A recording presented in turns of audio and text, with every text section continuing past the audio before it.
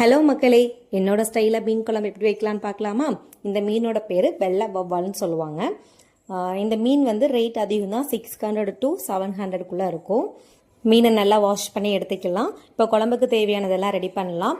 தேங்காய், சின்ன வெங்காயம், வெந்தயம் இது எல்லாத்தையும் நல்லா வறுத்துட்டு அது கூடவே தேவையான மிளகாத்தூள், தனியாத்தூள் 2 சேர்த்து நல்லா மிக்ஸ் பண்ணிக்கலாம். எல்லாமே காரத்துக்கு தந்தால தான் சேர்த்துருக்கேன். இதை நல்லா வறுத்தாச்சு. இதை நல்லா மிக்சியில் அரைச்சிக்கலாம். இப்போ பாருங்கள், மீன் நல்லா வாஷ் பண்ண வேணும் எப்படி இருக்குன்னு பாருங்கள். அப்படியே எல்லாமே பீஸாக இருக்கும். முள் அதிகமாக இருக்காது. சின்ன குழந்தைங்களுக்கு கொடுக்கறது ரொம்ப ஈஸியாக இருக்கும்.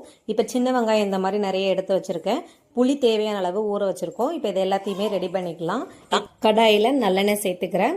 நான்வெஜ் சேர்த்தாலே நல்லெண்ணெய் சேருங்க, டேஸ்ட் நல்லாயிருக்கும். இப்போ இது கூட கடுகு, வெந்தயம், சின்ன வெங்காயம் இது எல்லாத்தையும் ஆட் பண்ணிக்கிறேன். டேஸ்ட்டுக்காக சின்ன வெங்காயம் அப்படி முழுசாக போட்டுக்கிறேன். இது கூடவே 2 தக்காளி கட் பண்ணி வச்சுருக்கேன், இதை ஆட் பண்ணிக்கிறேன். இதை நல்லா வதக்குனதுக்கு அப்புறம் நான் ஆல்ரெடி ரெடி பண்ணி வச்சிருக்க தேங்காய் பேஸ்ட்டையும் புளிக்கரசலையும் ஒன்றா மிக்ஸ் பண்ணி இதோட சேர்த்துக்கிறேன்.